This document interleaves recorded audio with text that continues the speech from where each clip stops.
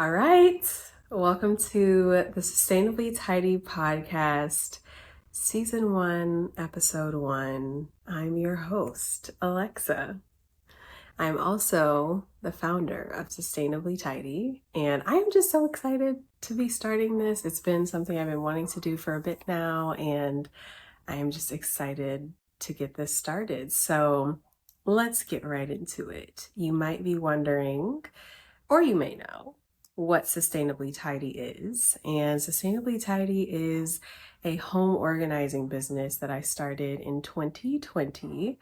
And I started it with the goal of really helping people get organized in a way that is sustainable for both them and the planet. And what I mean by that is you probably can infer what it means to be sustainable for the planet, but to be sustainable for my clients. And that's really about long-term sustainability, finding things that work for you, finding things that ultimately will work long-term, no matter what season of life or stage of life you're in. And that became really important to me because when I started my own sustainability and minimalist journey, I looked online for content and advice and tips. And a lot of the times what I was finding were really extreme cases and situations of sustainability and minimalism. And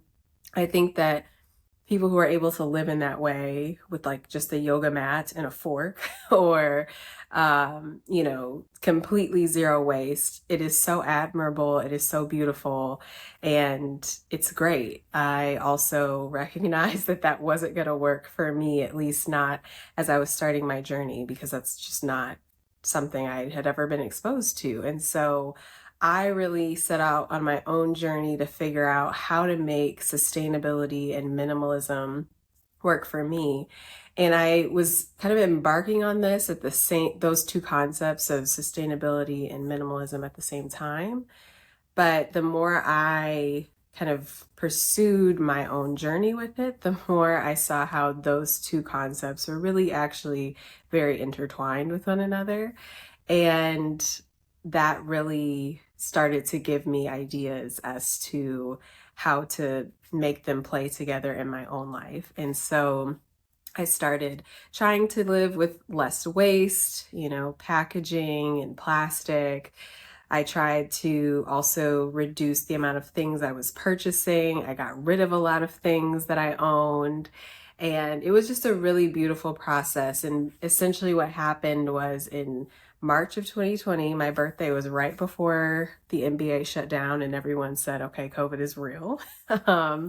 Right around that time, my girlfriends came to visit for my 25th birthday. And they came into my place, they were staying with me, and they looked around. And by the end of the weekend, multiple of them were like, I really liked how you had your room set up, how you had your closet. It felt very peaceful, even though there was a bunch of us in this smaller apartment. It was really a peaceful experience. And can you please help me make my place like that? And I was so excited because I had literally purged everything, every space of my apartment at that point, and I needed something else to declutter. And so I was really excited by it. And I ended up helping multiple of them organize their closets, their pantries, their kitchens. And some of them I did it virtually, some people I went in person. And really, that is how Sustainably Tidy was born. I was just having fun decluttering and organizing my girlfriend's spaces, and a few of them were like, you really should think about doing this as a business.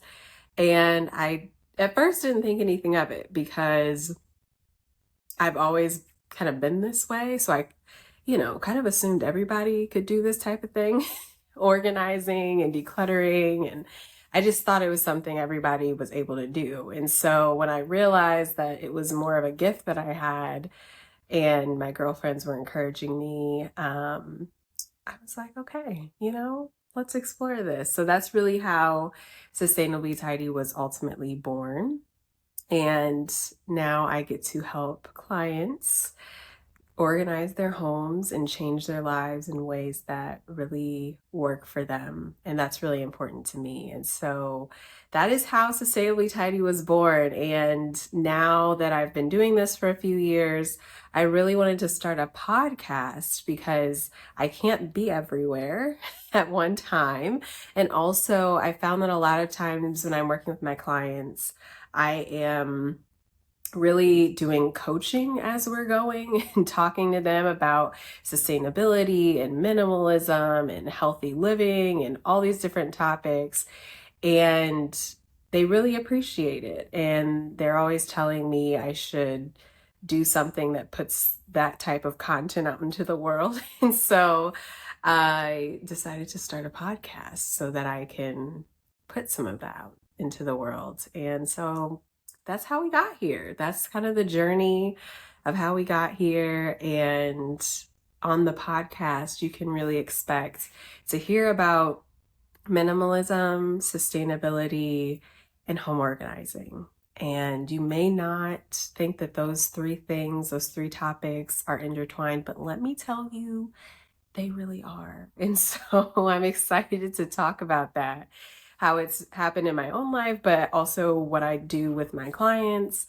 And so my hope is, he said, one of the kind of core tenets of Sustainably Tidy is helping people to get organized in a way that is sustainable for them. And so my hope is, and my hope with all my clients is always, I want to help you get to the point where you don't actually need me, where you can keep your space organized and keep your space in a, peaceful state that you feel good in without necessarily having to call me all the time.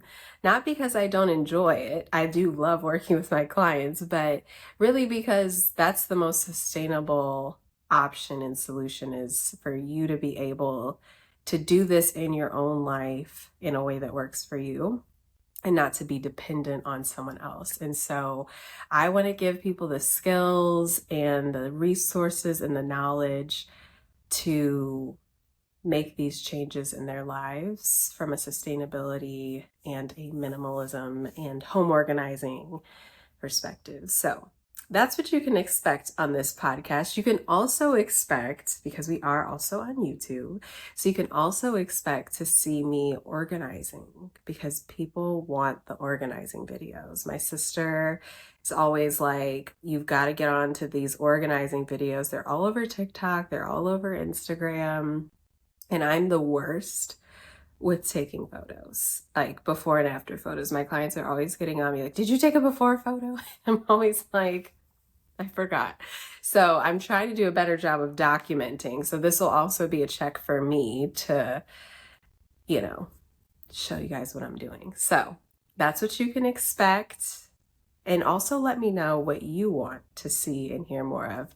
People have started to tell me on Instagram what they're looking for and what topics they want me to cover. And so far, every topic someone has suggested, I am able to commit. I'm going to do an episode on it because the topics have been good.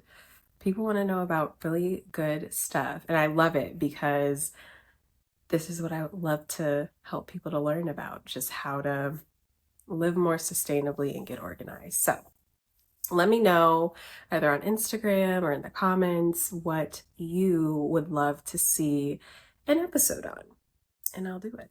So speaking of things that people want to learn about, I asked people on Instagram what they wanted to learn, and the most common thing I got was just, how do I get started?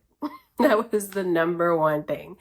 And I love that because you have to start somewhere. And so this first episode is really dedicated to giving people some starter tips for things you can do right now, completely within your control. You don't even necessarily need a home organizer to do it, but things that you can do right now to get started living a more sustainable and minimalist life.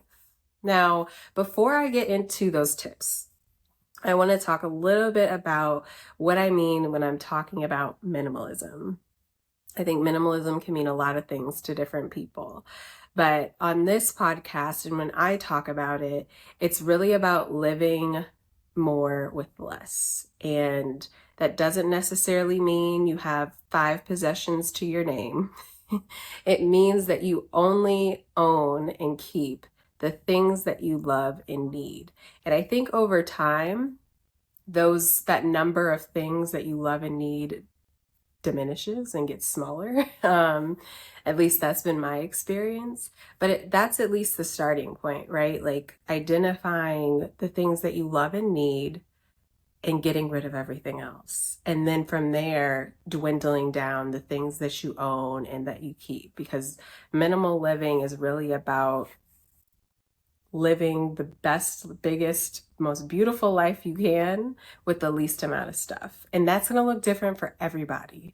Everybody needs different things, but in general, especially in America, we are really pushed this narrative that we should purchase more, buy more, keep everything actually to live the most full life we can, that we need more stuff in order to be happy, in order to live a very full life. And that's really not the case. And I see it all the time with my clients. I know a lot of you who are listening probably are tuning in because you've realized it too, that the number of things that we have in our homes and our closets, especially our closets, actually overwhelm us.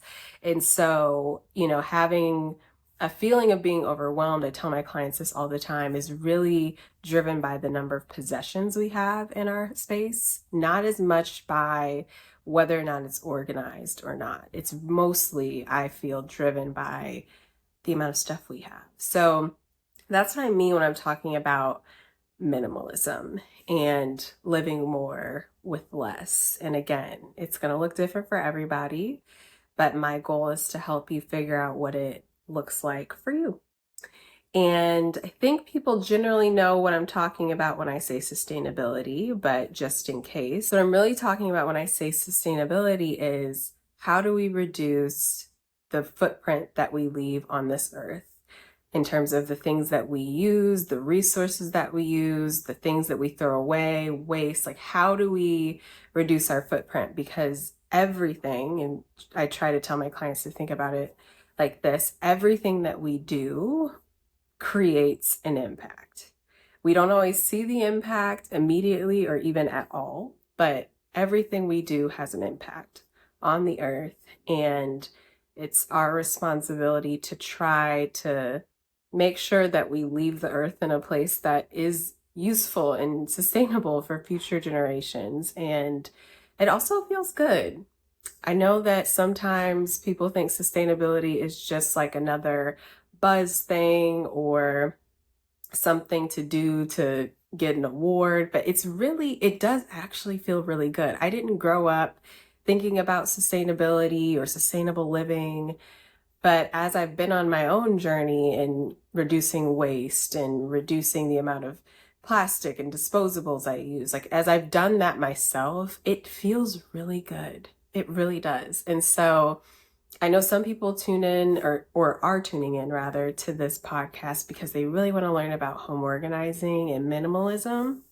And like I said, the concepts all really tie together. And I would just encourage people to be open to learning more and exploring more around the topic of sustainability. Because if you are interested in home organizing or minimalism, I'm telling you, there are parallels that run through with sustainability, and it will make you feel good in the long run.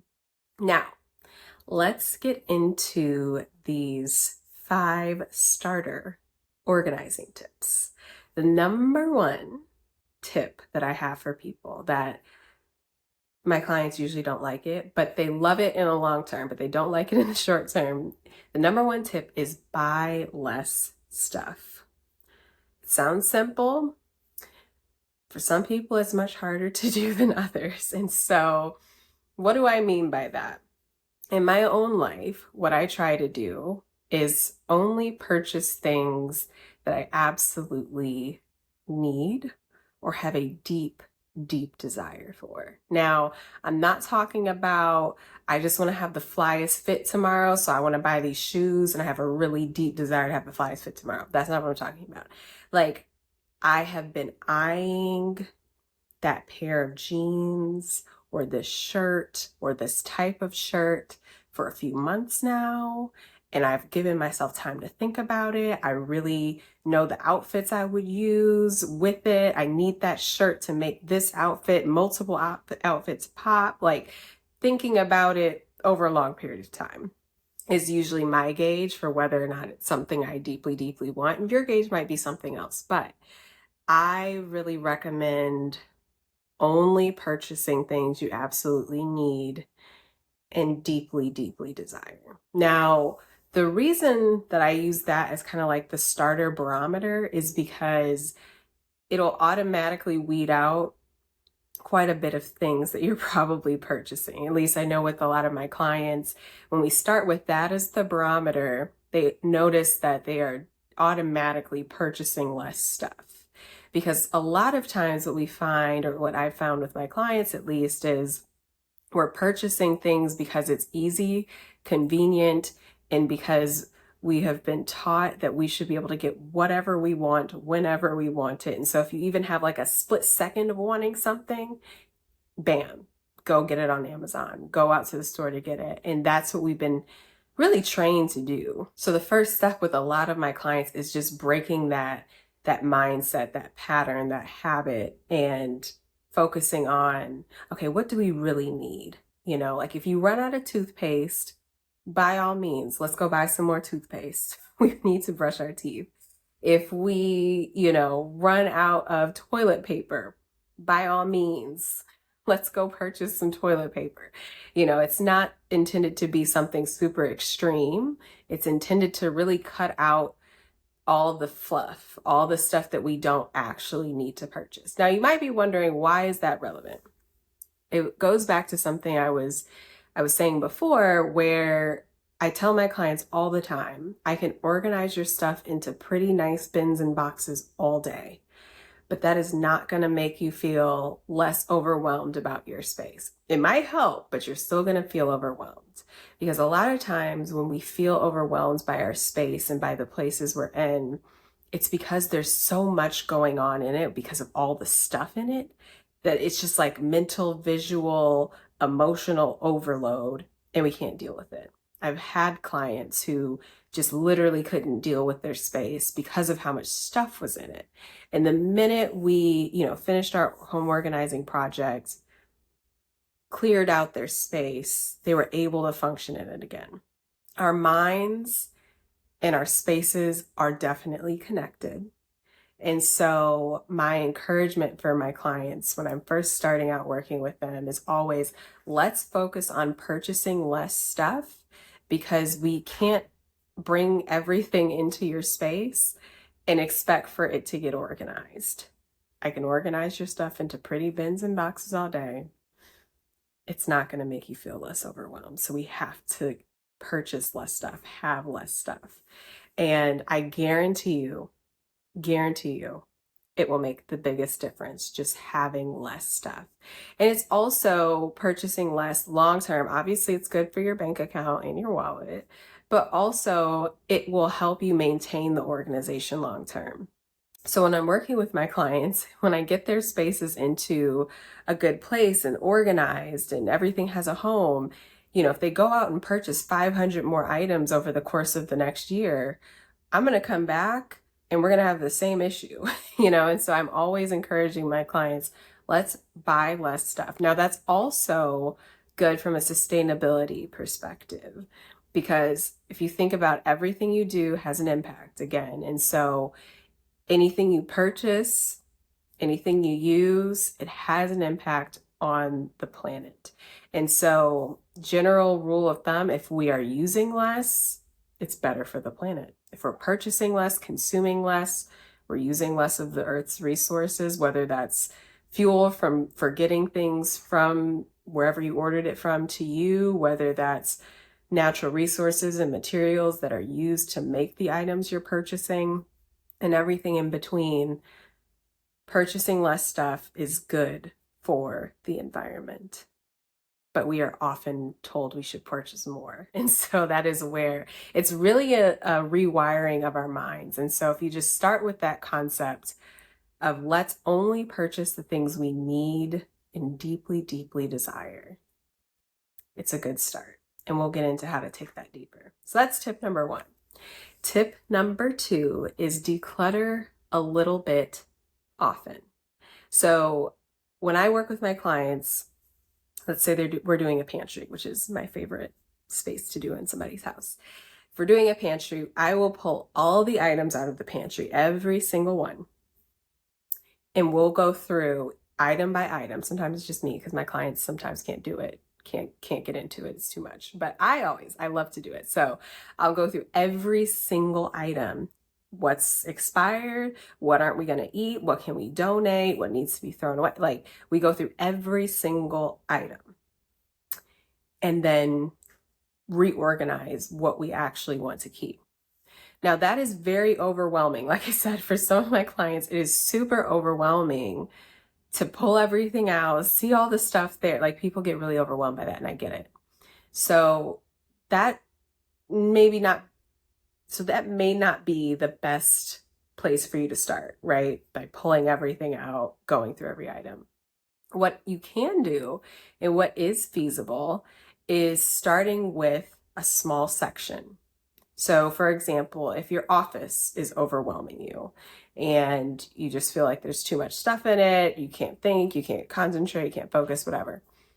My encouragement would be to take a drawer of your office, an office desk drawer, take everything out of it and go through every item, get rid of what you don't need, keep what you do need. And just do that one day. Maybe you do the next drawer next week, or maybe you do it tomorrow, but just do a little bit and do it consistently. And what I think you'll find is that it kind of gets addicting. Once you start doing it, you build that muscle and it starts to become something you want to keep doing. At least that's the case for me. Now, I'm a little biased because I'm just wired that way, but some people actually that aren't organizers find it to be kind of addicting too. And so, just build that muscle of decluttering a little bit often. And I think what you'll find is, one, you'll really like the progress you're making and you'll want to keep doing it because of what you see the impact is on your mental health, on your space.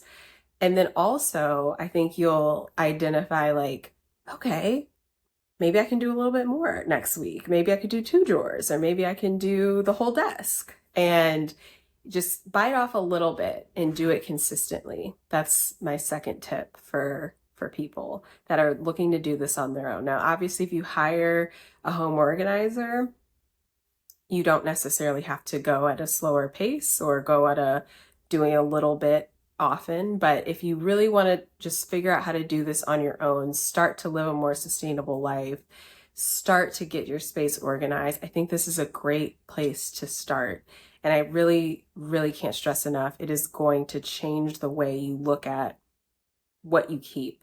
If you're going through that first desk drawer in your office, you're probably going to find papers from 2012 that you don't need anymore and that you never even thought about. And so now when you get your mail and there's a bill for something, you're going to think about that bill differently. Instead of just shoving it in the drawer you just organized, or, filing it away somewhere, you'll start to think about, okay, I just threw out 10 of these from 2012 that I never thought about, didn't need. A lot of times we think we need things that we don't. And so, when you're going through and decluttering a little bit often, you start to notice like, I don't actually need some of this stuff that I thought I needed to keep a few years ago that's now sitting here just collecting dust.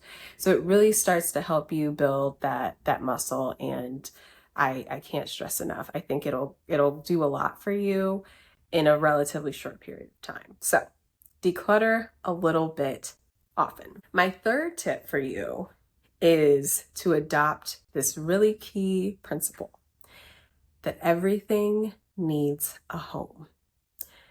Everything needs a home. I can't stress that enough.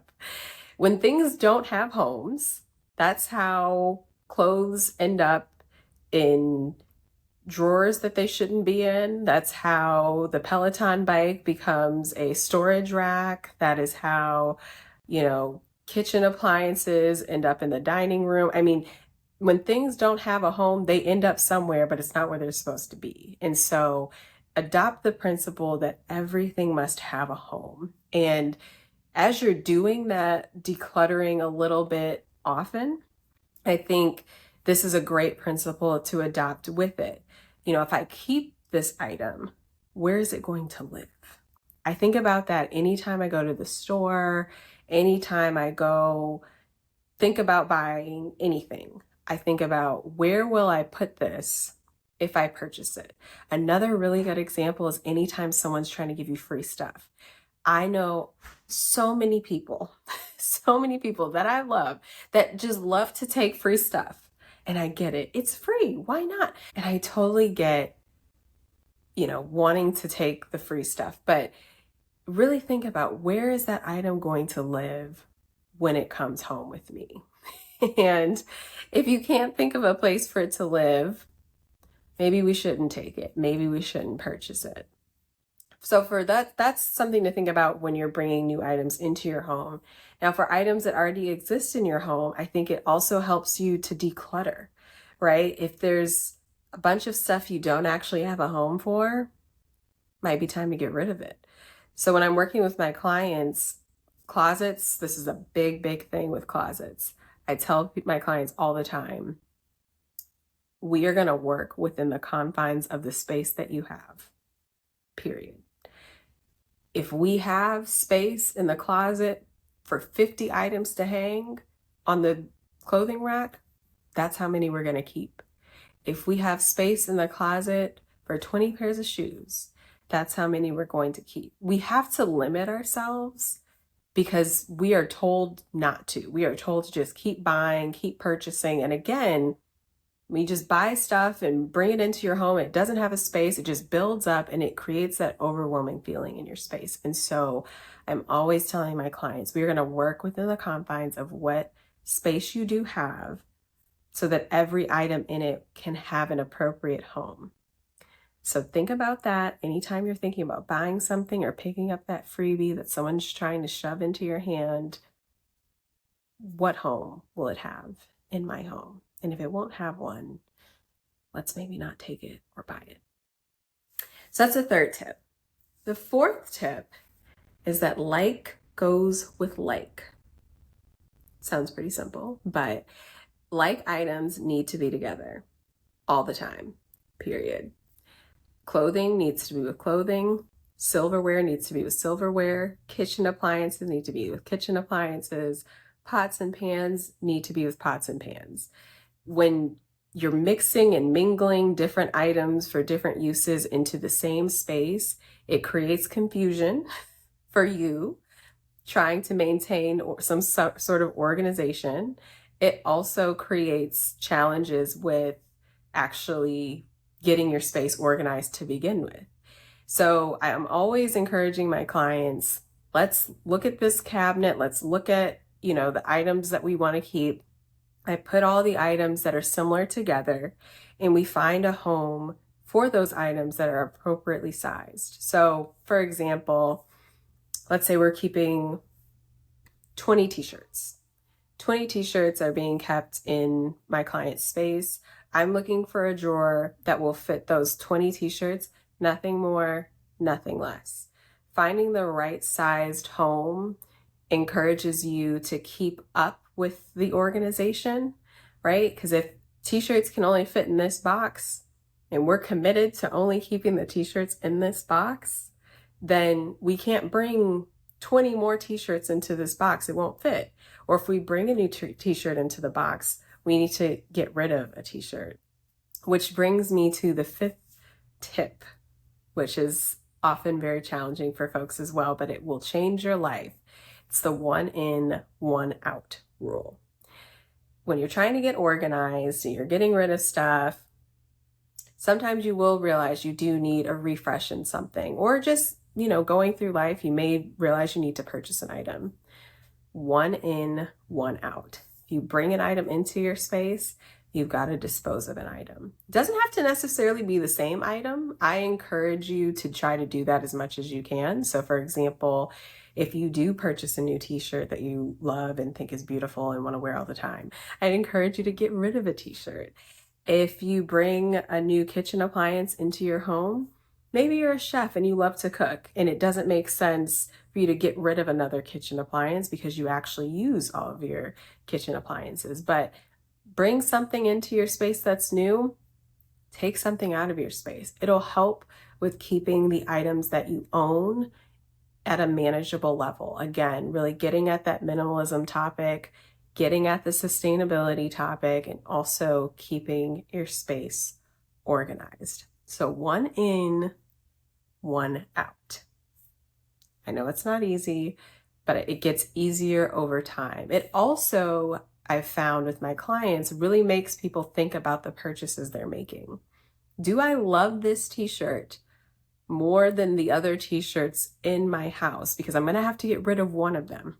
And I can't think of one that I would like to get rid of so that I can actually get this new t-shirt. So it creates like some sort of discipline with the items that we're purchasing. So that's my 5th tip. And those are the 5 total tips that I have for getting started. I think if you adopt those 5 different tips for yourself, I really think you'll find that you're making a difference in your daily life in a way that you will hopefully be able to keep up and build upon over time. Like those principles to me are very foundational for when I'm working with my clients. And I've seen with a lot of my clients, when they start to implement these different principles at the foundational level, as we start working together, it makes getting organized and staying organized so much more easy for them long term.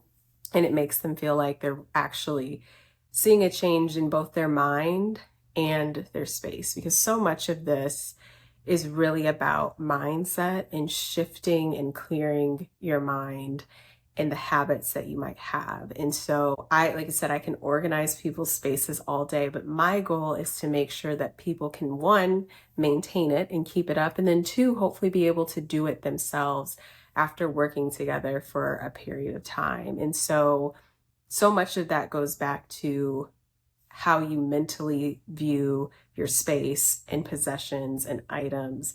And so once you do that, once you really shift your mindset, I think you'll find that you can accomplish far more than you probably thought you could in terms of keeping your space organized, keeping your home in a place that feels peaceful and somewhere you feel like you can work and get stuff done, and also live a more sustainable life. I think you'll really surprise yourself if you start to adopt some of these tips. So those are my tips. That was the first episode of the Sustainably Tidy Podcast. I hope you enjoyed it. I hope that this feels feasible for you. I hope that those tips feel like something you can implement in your own life, and maybe you go one at a time. Maybe it's not you do all 5 at one time. Maybe it's you start with 1 this month and do another one next month and just build. But this is really a journey. And so my recommendation would be to be kind to yourself as you're doing it and trying to implement these changes. Be patient and don't beat yourself up if you fall short or miss whatever mark you have in your head for yourself around this, and just keep trying. So hopefully you enjoyed Season 1, Episode 1 of the Sustainably Tidy Podcast. I appreciate you listening. Let me know what you thought. Like, give me some feedback in the comments. DM me on Instagram, whatever floats your boat, but give me some feedback. Let me know what you thought. Let me know what you want to hear more about. Like I said, I want this to be something that helps people. So if you want an episode on something, let me know, because I'll do one. So thanks for listening. See you next time.